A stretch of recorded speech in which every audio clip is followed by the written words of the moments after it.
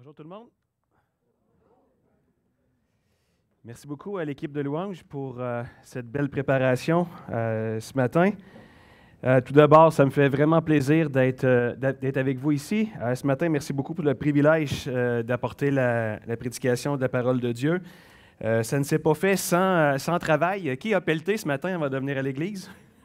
Oui, la bordure de charrue, je ne l'exagère pas, était ça d'autre. Donc, une chance, je suis sorti tôt pour pouvoir la pelleter. Donc, je vous invite à tourner avec moi ce matin dans la deuxième épître aux Corinthiens.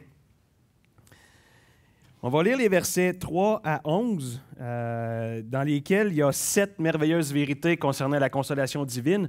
Mais pour le temps qu'on a ce matin, on va regarder seulement les quatre premiers points, mais on va quand même lire le texte au complet. Donc, 2 Corinthiens, chapitre 1er, à partir du 3e verset. Donc, il est écrit « Béni soit Dieu, le Père de notre Seigneur Jésus-Christ, le Père des miséricordes et le Dieu de toute compassion, de toute consolation, qui nous console dans toutes nos afflictions, afin que par la consolation dont nous sommes l'objet de la part de Dieu, nous puissions consoler ceux qui se trouvent dans l'affliction. Car de même que les souffrances de Christ abondent en nous, de même notre consolation abonde par Christ. Si nous sommes affligés, c'est pour votre consolation et pour votre salut. Si nous sommes consolés, c'est pour votre consolation, qui se réalise par la patience à supporter les mêmes souffrances que nous endurons. Et notre espérance à votre égard est ferme, parce que nous savons que si vous avez part aux souffrances, vous avez part aussi à la consolation. Nous ne voulons pas en effet vous laisser ignorer, frères, au sujet de l'affliction qui nous est survenue en Asie, que nous avons été excessivement accablés au-delà de nos forces, de telle sorte que nous désespérions même de conserver la vie. Et nous regardions comme certains notre arrêt de mort, afin de ne pas placer notre confiance en nous-mêmes, mais de la placer en Dieu qui ressuscite les morts. C'est lui qui nous a délivrés et qui nous délivrera d'une telle mort, lui de qui nous espérons qu'il nous délivrera encore. Vous nous assistez vous-même de vos prières, afin que la grâce obtenue pour nous par plusieurs soit pour plusieurs une occasion de rendre grâce à votre sujet. Permettez-moi, s'il vous plaît, de prendre un petit moment de prière.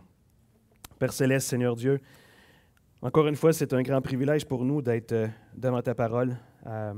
Seigneur, tu as des choses à nous dire ce matin. La souffrance fait partie de nos vies et je sais qu'il y a plusieurs personnes ici de l'Église qui passent par des moments difficiles. Et je te prie que les passages qu'on a lus ce matin, que les vérités qu'on va regarder au travers de ce texte-là puissent nous faire du bien. Qu'on réalise à quel point tu es un Dieu de grande consolation, que tu prends soin de nous, que tu veilles sur nous et que tu ne nous abandonnes pas. Seigneur, touche le cœur des personnes ce matin qui souffrent et qui ont besoin de réaliser et de reconnaître que tu es le Dieu de toute consolation. Seigneur, bénis le temps qu'on va avoir autour de ta parole, qu'elle puisse pénétrer au fond de notre cœur. Et je te prie, Seigneur, de me garder, de me conduire, de me garder dans l'humilité pour que ce soit vraiment ton enseignement et ta parole qui soient prêchés. Dans le nom précieux de ton Fils. Amen. 1 an avant de décéder d'un cancer en 2019, David Powlison a publié un livre intitulé « La grâce de Dieu dans la souffrance ». Dans la présentation du livre, ou le petit résumé du livre, on pouvait lire ceci. « Il n'existe pas de solution rapide ou de réponse facile à la souffrance. Toutefois, nous pouvons facilement avoir la certitude que Dieu agit toujours, même lorsque nous souffrons, et qu'il est difficile de percevoir ses interventions. C'est certainement au moment de la souffrance, quand nos cœurs sont angoissés, quand on est sans aucune solution, quand il semble avoir aucune issue autour de nous, que la grande question est lancée vers le ciel. Pourquoi? Cette fameuse question que, si on avait une réponse, me semble qu'au moins ça réglerait une partie de ce qui nous arrive. On aurait une forme de réponse qui nous justifierait pourquoi on est présentement dans la souffrance. Et cette question-là, pourquoi? Tout le monde se l'est déjà posée. Tournez avec moi dans le livre de Job. Au chapitre 10, les versets 2 et 3. Job, chapitre 10, verset 2. C'est Job qui parle, il dit « Je dis à Dieu, ne me condamne pas. Fais-moi savoir pourquoi tu me prends à partie. Te paraît-il bien de maltraiter, de repousser l'ouvrage de tes mains et de faire briller ta faveur sur le conseil des méchants? Fais-moi savoir pourquoi tu me prends à partie. » Jules Marcel Nicolle, en 1970, lors d'une convention qui traitait de la souffrance, a dit ceci. « En fait, si nous réfléchissons, quand nous souffrons, l'essentiel n'est pas de savoir pourquoi. L'essentiel est d'être assuré que nous sommes dans les mains de Dieu, du Dieu tout-puissant, tout sage et tout bon. Car alors nous pouvons être convaincus qu'il saura tout conduire à bonne fin. » Quand on est dans la souffrance, la vraie question à se poser, ce n'est pas pourquoi, mais c'est plutôt de se tourner vers Dieu et de se poser la question, est-ce que Dieu est en train de m'aider? La parole de Dieu, elle répond à cette question-là. Parce que d'une certaine façon, M. Nicolle est en train de parler de la souveraineté de Dieu dans nos souffrances. C'est-à-dire que rien ne lui échappe. Il reste maître de toute situation difficile. Quand nous souffrons, Dieu est à nos côtés. Il est là avec nous, dans sa tendresse, dans son amour. Il vient à notre rencontre pour nous consoler. Dieu vient vers nous pour nous consoler. Même si nous souffrons, même si nos souffrances nous dépassent, même si on est accablé comme jamais on a été accablé au plus bas dans nos vies, Dieu s'occupe de nous. Parce qu'il est le Tout-Puissant. En fait, la question pourquoi, elle est bonne seulement et seulement si elle n'est pas centrée sur nous ou centrée sur notre souffrance. Mais si nous avons les regards sur Dieu. Pour considérer à quel point Dieu va nous secourir et va nous aider dans cette souffrance. Rapidement, le contexte de 2 Corinthiens, c'est une lettre très, très personnelle de la part de Paul.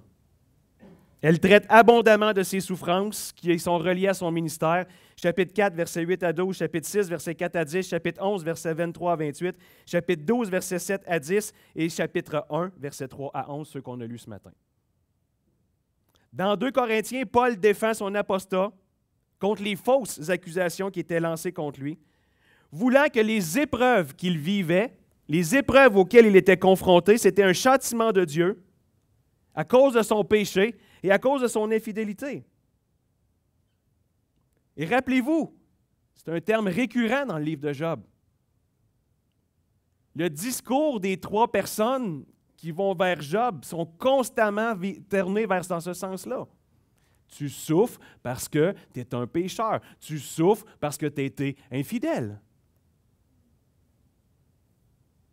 Dans notre passage, Paul démontre que Dieu ne le châtie pas, mais qu'il le console dans ses souffrances.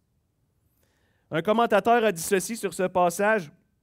Il a dit que ce passage-là était certainement le plus important de toute l'Écriture concernant la consolation et doit amener la paix pour les croyants qui souffrent. J'ai fait cette prédication-là à mon église au jour de l'an parce qu'il y a beaucoup, beaucoup de souffrance dans mon église. Et juste avant la réunion, j'ai discuté avec Adamo, on est allé prier dans le bureau, puis Adamo, il me disait que c'était la même chose dans la vôtre. Des cancers, des décès, la maladie. Dans mon église, c'est ce qu'on entend semaine après semaine. Priez parce qu'une telle a le cancer. Priez parce qu'un tel a le cancer. Priez pour... Il y a une souffrance qui est intense et j'ai vraiment cherché à faire cette prédication-là pour encourager les gens qui sont dans cette souffrance-là. Rapidement, pour vous donner un exemple très, très vite, on a une dame qui reste en Alberta, mais qui se réunit toujours avec nous sur Zoom. Puis elle nous racontait un soir la maladie de son mari, qui sont âgés tous les deux d'à peu près 70 ans. mais son mari est au lit dans un hôpital avec un âge mental de 3 ans. Il ne peut plus rien faire. Couché dans un lit. C'est à peine pour bouger. Il n'est plus capable de rien faire par lui-même seul. Quand cette dame-là qui se réunit avec nous va le voir, elle n'est même pas capable de savoir si son mari l'a reconnu. Puis là, elle nous expliquait sa souffrance par rapport à avoir son mari comme ça. Puis tout de suite après, moi, j'ai été touché, puis là, j'ai dit, Seigneur, j'ai dit, viens chercher son mari. Il t'appartient. Mais en faisant cette prière-là, imaginez-vous donc que Dieu m'a montré que présentement, c'est peut-être mieux qu'il reste sur terre, parce que c'est peut-être moins dur pour son épouse de le voir comme ça que de le voir partir. Et là, ma prière a changé dans un sens en disant, gars, Seigneur, console cette dame-là. Accompagne-les.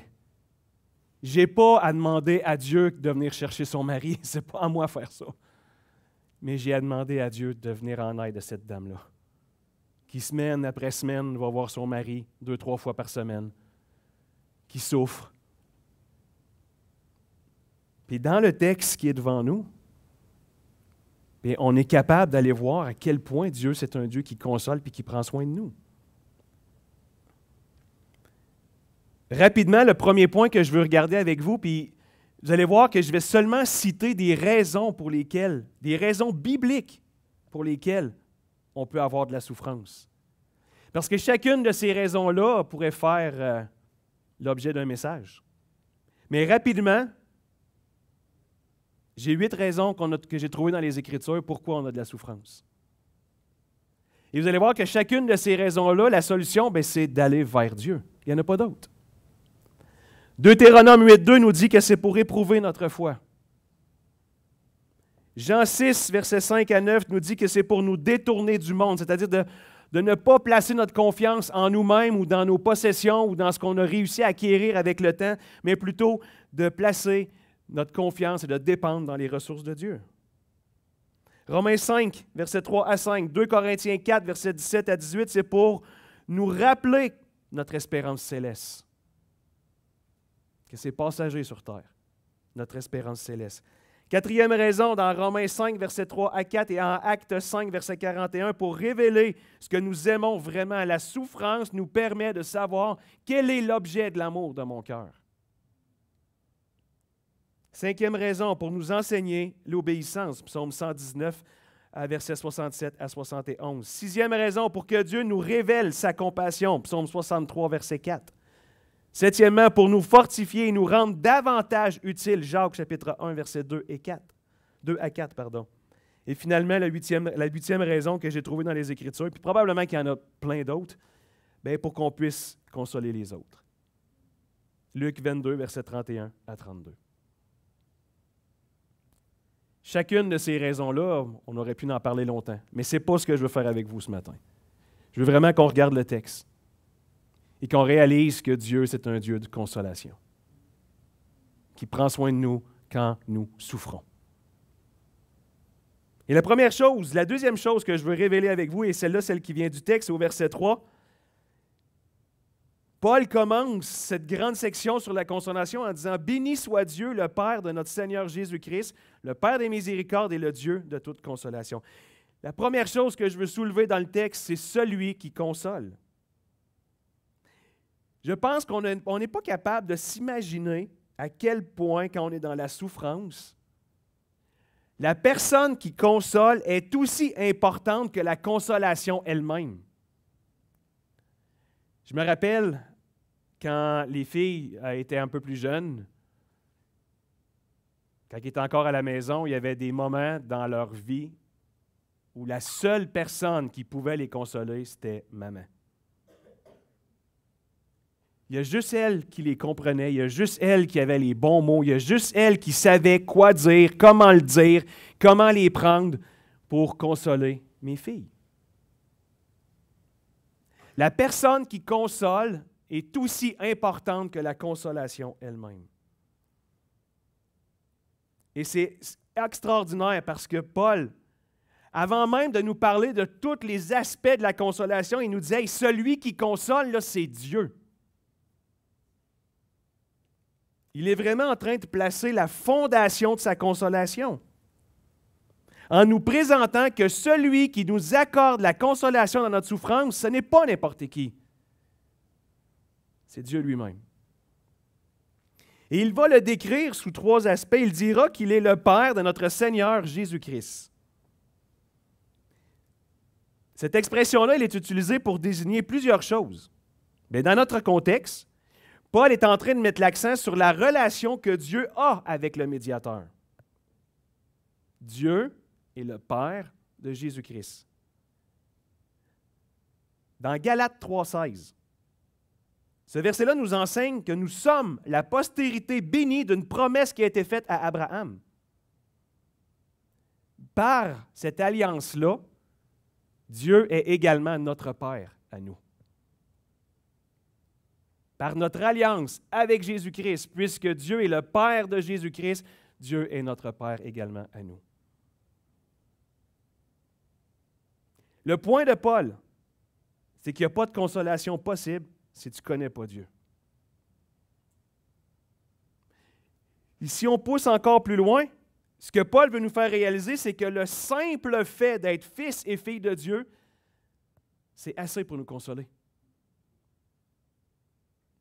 Le seul fait d'avoir cette position-là, que Dieu soit notre Père, juste ça, c'est assez pour nous consoler. On n'aurait même pas besoin du restant du texte. Celui qui nous console, c'est Dieu. Le Créateur de toutes choses, celui qui soutient toutes choses, c'est lui qui nous console. Paul poursuit en disant qu'il est le Père des miséricordes.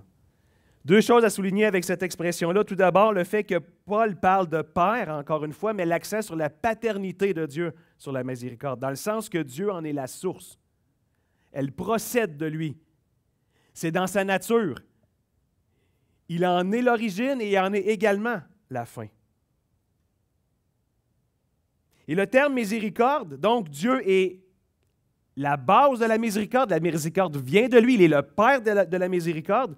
Et la miséricorde, Paul décrit ici Dieu dans son œuvre de réconfort pour les saints, d'une pitié sincère qu'il ressent envers ceux qui sont affligés.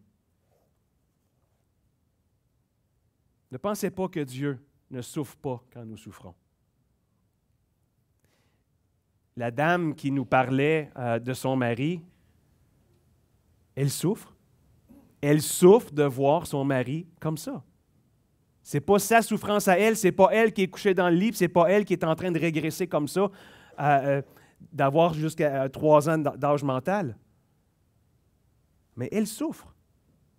Elle ressent cette souffrance-là. Et c'est ce que Paul veut nous faire remarquer. Dieu souffre quand ses enfants sont dans la souffrance. Et je tiens à attirer vos regards aussi sur le fait que miséricorde soit au pluriel. Normalement, le texte aurait dû se lire ainsi, le Père de la miséricorde. Mais Paul a pris la peine de mettre miséricorde au pluriel pour montrer et mettre l'accent sur l'aspect quantitatif de la miséricorde de Dieu. Dans le sens qu'il n'y a pas de limite à la miséricorde de Dieu. Il n'y a pas de limite à la consolation de Dieu.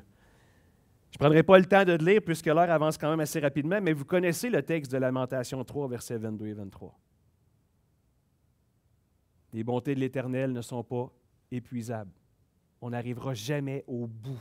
La miséricorde de Dieu, c'est un puits sans fond. Et Paul veut vraiment qu'on réalise cette chose-là en mettant la miséricorde au pluriel.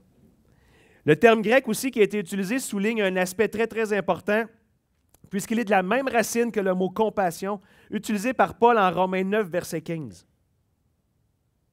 Et Paul veut certainement ici souligner, puisqu'il utilise le même terme qu'en Romains 9, 5, il veut certainement souligner ici que c'est une promesse de Dieu d'avoir de la compassion et de la miséricorde pour ses enfants. Le terme grec que Paul a utilisé pour parler de miséricorde, dans la racine, il démontre que c'est une promesse. Dieu nous promet de nous consoler. Dieu promet d'être avec nous. Dieu promet de ne pas nous abandonner. Dieu promet d'être à nos côtés quand on va souffrir. Et le troisième aspect que Paul révèle, donc le Père de miséricorde, le Père de notre Seigneur Jésus-Christ, Père de miséricorde, et la troisième, c'est le Dieu de toute consolation. Je pense qu'il faut réaliser que Dieu est la seule et unique source de la véritable consolation. On peut la chercher ailleurs, toutes sortes de moyens, mais tout est passager. On va reprendre le psaume 94, verset 19, qui a été lu ce matin.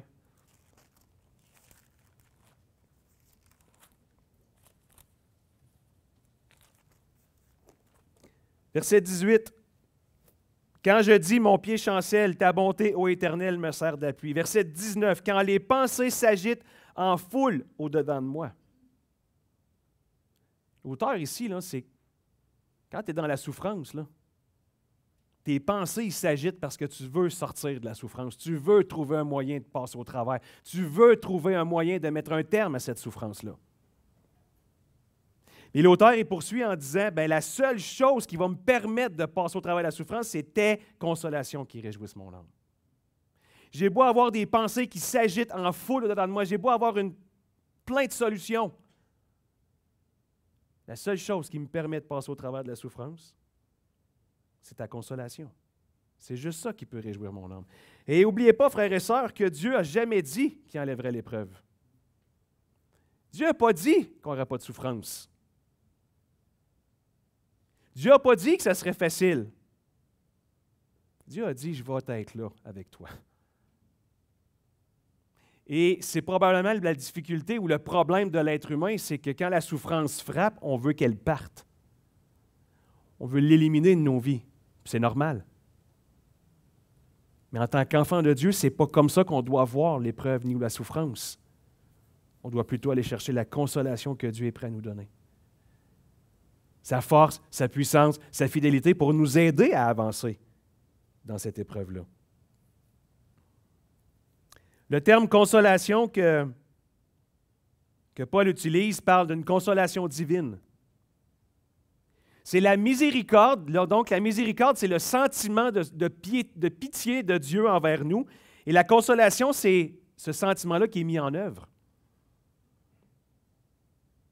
Et le terme grec vient du même terme qui a été traduit par Saint-Esprit dans l'Évangile de Jean, celui qui est appelé le consolateur. Le sens, donc, est celui qui vient nous aider, celui qui nous assiste. Ce que Paul est vraiment en train de dire, c'est que Dieu va venir nous assister, il va venir nous aider dans notre souffrance. Il ne l'éliminera pas, il ne l'enlèvera pas. Au contraire, il va venir nous aider, il va nous accompagner, il va être avec nous, comme le Saint-Esprit l'est. Il va venir nous fortifier, il va venir nous encourager. Bref, il ne nous laissera pas seuls. Et ça, c'est une grande vérité. Verset 4, troisième chose que je veux qu'on regarde dans le passage, c'est la promesse de la consolation.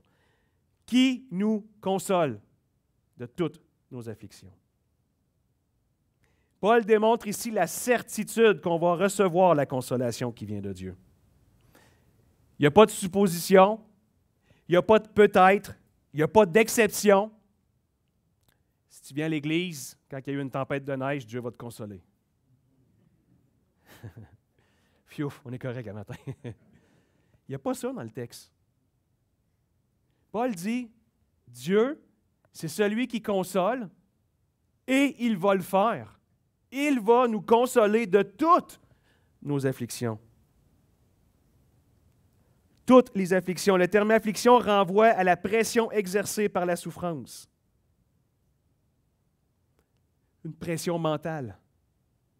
C'est fatigant à souffrir. C'est très, très dur mentalement, la souffrance. Tu penses à ça jour et nuit. Tu es constamment en train de réfléchir à cette souffrance-là au désagrément qu'elle t'apporte. La souffrance, c'est très dur pour la famille. C'est dur pour les enfants, c'est dur pour les conjoints, c'est dur pour les parents. La souffrance, elle est très difficile pour la famille. La souffrance, c'est très dur spirituellement. Soit tu t'accroches à Dieu, soit tu te détournes de Dieu. C'est très dur spirituellement, la souffrance. C'est dur pour notre foi. Est-ce que tu vas rester persévérant? Est-ce que tu vas rester accroché à Dieu quand tu es au fond de la souffrance, quand elle frappe dans son plus fort? Ou tu vas te détourner de Dieu? J'en ai assez, je suis plus capable.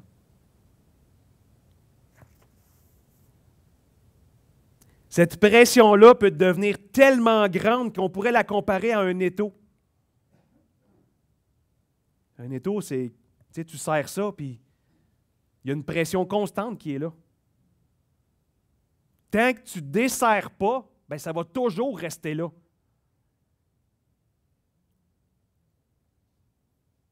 Si la pression n'est pas enlevée, bien, elle va toujours rester. Sur un blog que j'ai consulté en faisant mes recherches qui traitait de la souffrance, il y a quelqu'un qui a parlé justement de cette pression-là, de cette difficulté-là qui peut venir avec la souffrance. Il a dit ceci: cette pression-là peut devenir tellement grande qu'un individu qui souffre perd contact avec ses désirs, avec ses goûts, avec ses affinités. Il se sent vidé de son énergie, puis il a l'impression de mener une vie routinière, monotone, solitaire. Il a l'envie de rien, le manque d'appétit, la sensation désagréable de perdre le sens de son existence. Puis tout cela traduit un mal de l'être qui vient d'une pression qui vient de la souffrance. Tu te sens peut-être comme ça ce matin. Peut-être que tu t'es levé ce matin et que c'est comme ça que tu te sentais. Par la grâce de Dieu, on a un passage comme celui-là qui nous montre que Dieu est là pour consoler. Pour juste desserrer un peu l'étau. Peut-être pas à 100%, mais au moins enlever un peu de pression. J'aime aussi que Paul prenne la peine de dire que Dieu nous console. Donc, il y a cette promesse-là. Dieu va le faire dans toutes nos afflictions. Je pense que Paul veut encore une fois démontrer que Dieu n'a aucune limite. Qu'il n'y a aucune souffrance qui est trop grande ou trop petite. Je ne sais pas si vous êtes comme moi je suis comme ça. Les petites souffrances, je les garde pour moi. Les petites choses, là, je fais comme à Dieu. Je n'ai pas besoin de toi et les autres, je vais m'en occuper. Puis quand c'est des grosses souffrances, là, je fais comme, ah oui, c'est vrai, je suis un enfant de Dieu. Et ceux-là, je vais y confier. Faites pas ça. Faites pas ça. Parce que Paul nous dit que Dieu nous console dans toutes nos afflictions. Il n'y a rien de trop grand, rien de trop petit qui doit être confié à Dieu.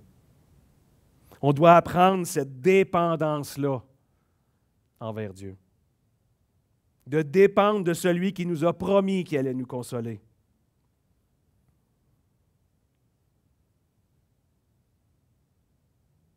Paul, dans Philippiens, chapitre 4, versets 6 et 7, a prêché justement, a écrit sur cette dépendance-là.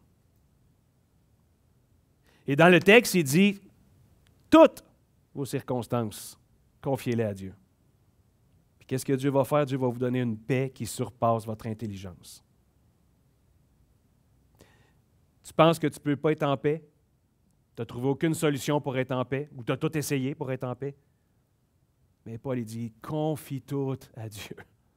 Parce que Dieu nous console de toutes nos afflictions.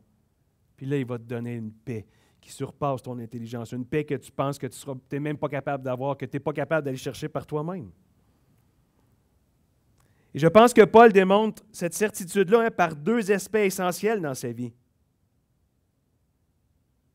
La première, c'est les promesses de Dieu révélées dans les Écritures.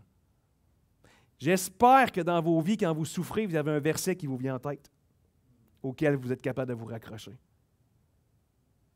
un passage ou une section des Écritures qui vous rappelle que Dieu est là pour vous. Et la deuxième chose, c'est certainement par son expérience personnelle. Je suis convaincu que Paul écrit ces choses-là, oui, pour réconforter les croyants, mais parce qu'il parle évidemment de sa propre expérience. Paul a vécu les deux extrêmes reliés à la souffrance, la pression et la consolation. Tournez avec moi dans 2 Corinthiens, chapitre 4. On va lire le verset 8. Et remarquez ce que Paul dit. Paul dit ceci, nous sommes pressés de toute manière. Donc, je suis pressé de partout, de toutes les manières possibles, mais non réduit à l'extrémité. Je suis dans la détresse, mais non dans le désespoir. Je suis persécuté, mais non abandonné. Je suis abattu, mais non perdu. Paul a vécu les deux extrémités.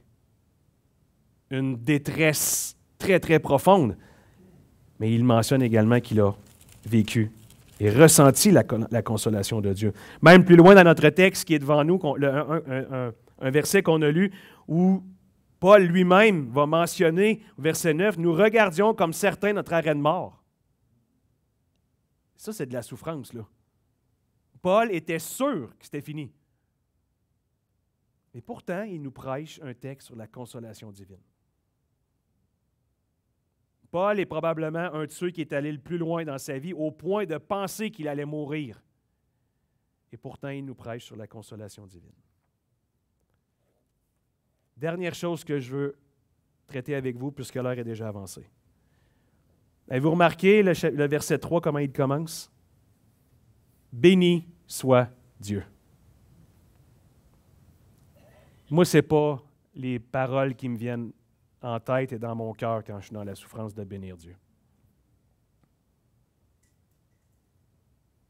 Je cherche beaucoup plus à savoir pourquoi. Je questionne. Je rouspète. Même, j'argumente avec Dieu. Pour qu'est-ce faire que tu ne m'aides pas? Pourquoi tu m'as fait ça? Pourquoi tu n'es pas là? Parce que c'est comme ça qu'on se sent. Mais Paul, sur un passage qui parle de consolation, commence en disant « Bénis Dieu ». C'est comme ça qu'on doit être dans l'épreuve, dans la souffrance. Continuons à bénir Dieu. Continuons à dire du bien de lui. Continuons à regarder vers lui et à admirer notre Sauveur, à admirer Dieu, même quand on est dans l'épreuve, même quand on est dans la souffrance. C'est comme ça que le texte commence. Bénis Dieu, parce que c'est celui qui nous console. On va terminer par la prière. Père Céleste, Seigneur Dieu, on veut tout d'abord être vraiment reconnaissant parce que Paul a vécu des choses vraiment profondes dans sa vie qui lui ont permis d'écrire un passage comme celui-là qui nous démontre que Dieu, c'est un Dieu qui console. Que dans l'épreuve, on n'a pas à chercher à savoir pourquoi, mais plutôt aller vers Dieu, crier à lui, demander sa consolation. Seigneur, ce matin, je veux te prier pour les gens qui souffrent ici, au Cap de la Madeleine. Peut-être qu'il y a d'autres personnes qui sont dans leur maison ce matin parce qu'ils sont tellement souffrants qu'ils ne peuvent même pas venir à l'Église. D'autres personnes qui luttent avec des cancers, des dépressions, la maladie, la mort. Des souffrances, Seigneur, que toi, tu connais. Mais je veux te prier pour ces gens-là. Seigneur, je te prie d'aller les toucher dans leur vie pour qu'ils puissent ressentir ta consolation. De leur accorder cette persévérance, la foi, pour pas qu'ils abandonnent, qu'ils restent accrochés à toi. Seigneur, accompagne les gens qui sont dans la souffrance. Parce que dans ce texte-là, tu nous promets de nous consoler de toutes nos afflictions.